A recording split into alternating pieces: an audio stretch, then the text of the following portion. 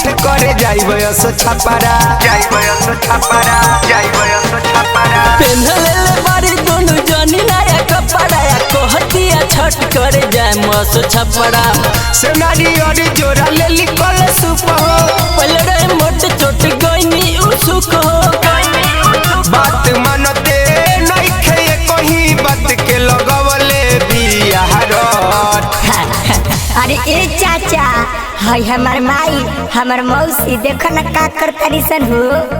अरे ये बेटा है तर माई है तर मौसी छठ करतारी सन भतीजा तोर माहियो करतिया छठ तोर मौसियो करतिया छठ भतीजा तोर माइयो करतिया छठ तोर मौसियो करतिया छठ छठी घाटे पर जाए खातिर सहारे सामान फटाफट भतीजा तोर माहियो करतिया छठ तोर मौसियो करतिया छठ भतीजा तोर माइयो करतिया छठ तोर मौसियो करतिया छठ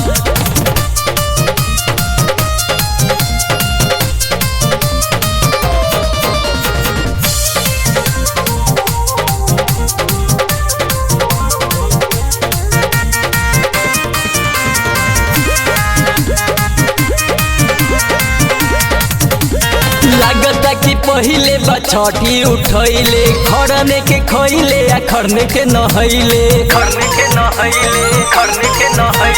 नदिया के तीरे तीरे चलतारी धीरे धीरे केहू से नइखी इला जातनु हो माथा बापे दौड़ा लेके कांधा बापर ऊख लेके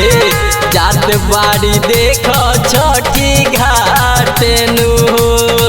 भैया नइखन घर एही से कइले बारिश हमारा के हट भतीजा तोर माहियो करतिया छठ तोर मौसियो करतिया छठ भतीजा तोर माइयो करतिया छठ तोर मौसियो करतिया छठ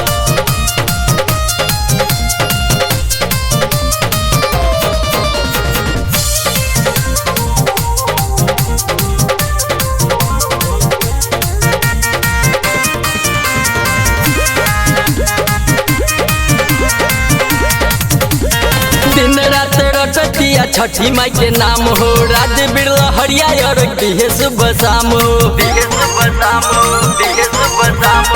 रूसहत मरंगीला संगे राइटर सरबे हो छठी माई के करी है पूजा पाटनु हो देव करे काश सनी सागिर से लागे जाके करी ओहि जाई हो मुलाकातनु हो एक तो मेकअप लगा के चली दिहली देख झाटा भतीजा तोर माहियो करतिया छठ तोर मौसियो करतिया छठ भतीजा तोर माइयो करतिया छठ तोर मौसियो करतिया छठ।